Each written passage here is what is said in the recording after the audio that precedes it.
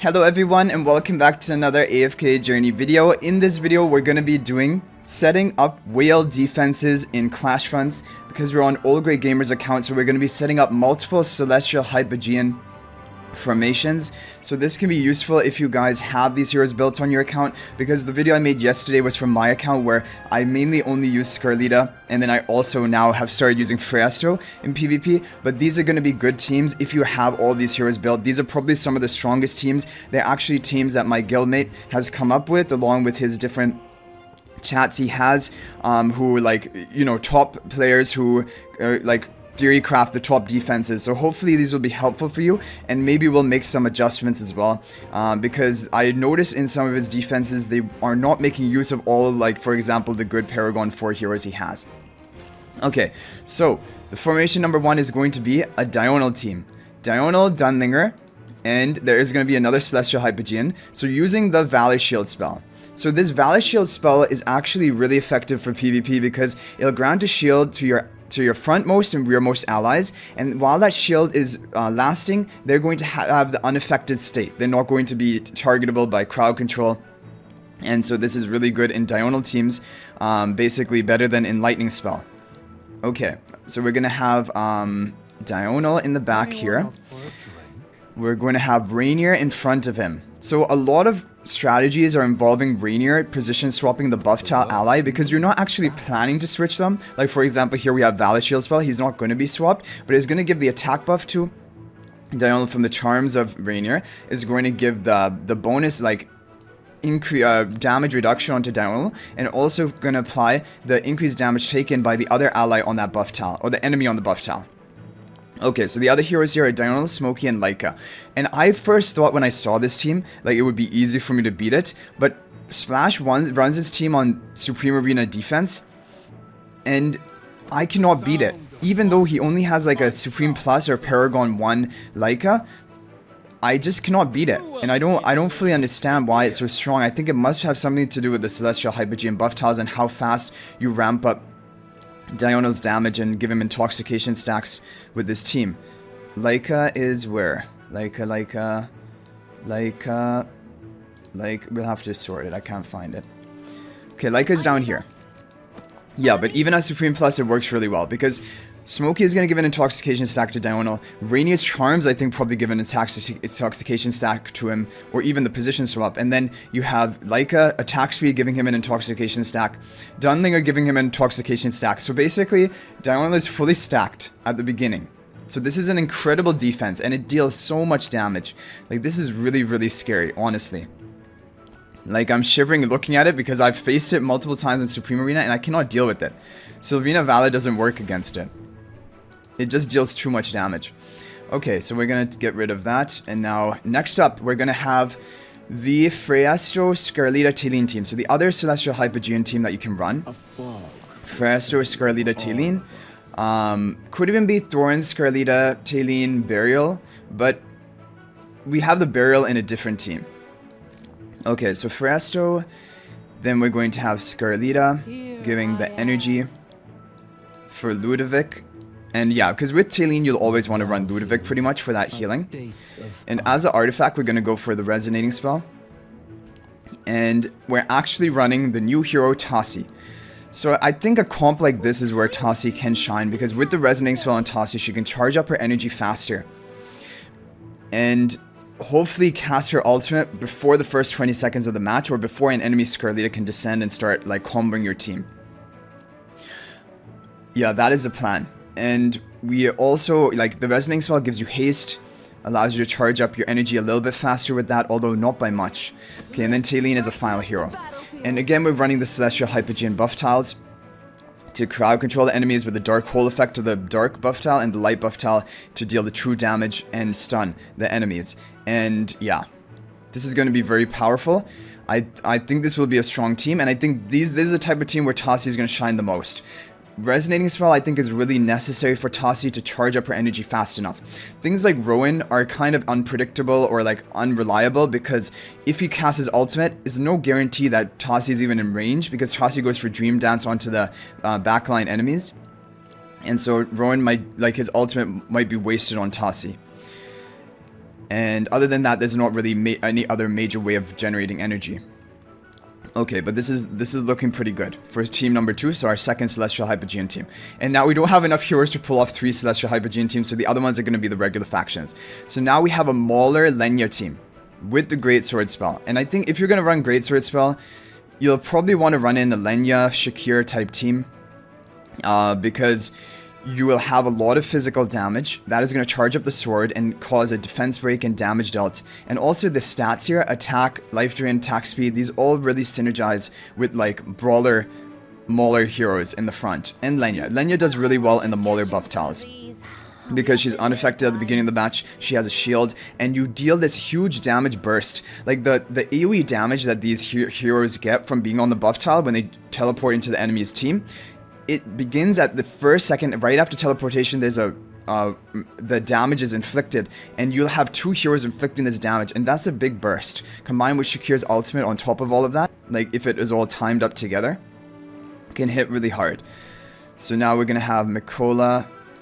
Mikola is really good in melee-oriented teams, and definitely because All Great Gamer has a Paragon 2, Mikola is going to be really strong. Like, my Mikola is Supreme Plus, I'm still trying to use her, but I don't know if she's the most effective. Okay, so Coco here, and then finally we're going to have Brutus. Another hero to teleport.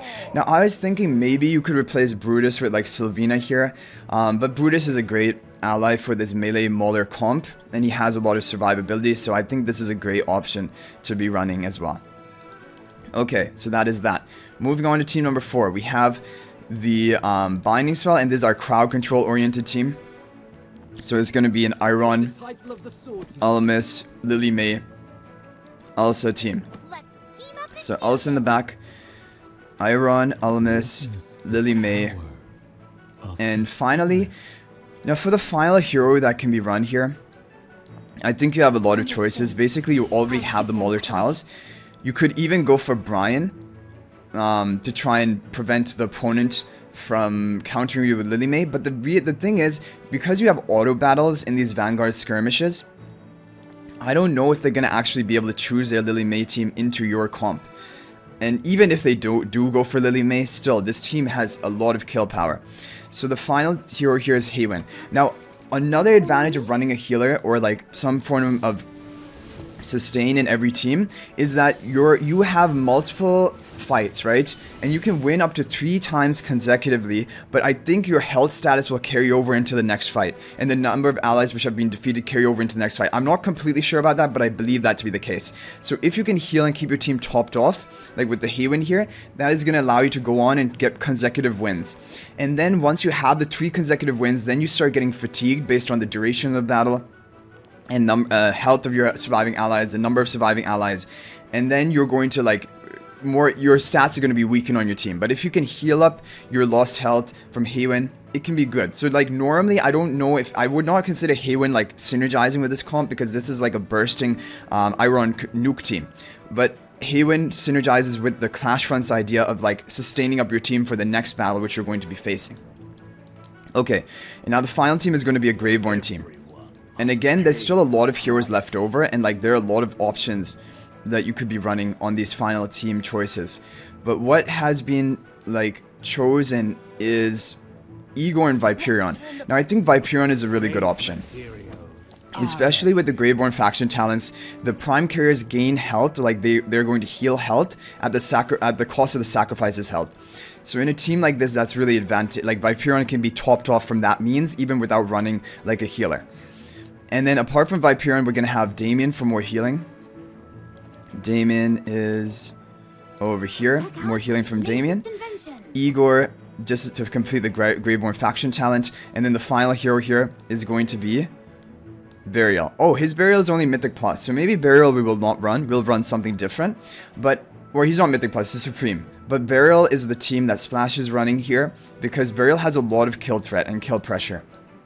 But I definitely think like there are a lot of options left over, as you can see here. Like I think definitely Vala would not be bad. Even Carolina could be pretty good. And I'm just wondering, like I know Viperion deals a lot of damage, and the problem with Carolina and Arden, like they haven't found a home in these teams. We could have run Carolina or Arden in the Iron Nuke team, but we wanted Haywin for the sustain and the healing. And this team also would have sustain and healing. We could even do a Floribel here, to be honest. Like, Floribel is kind of like Burial, having the summon sort of mechanic. So I could definitely see Floribel working out pretty well here. And for this, we'll have the Swift Heal spell. This is like a tanky, stallish type team. But not really. And if we look at the leftover hero options that we have, that would be good. Sylvina, Granny.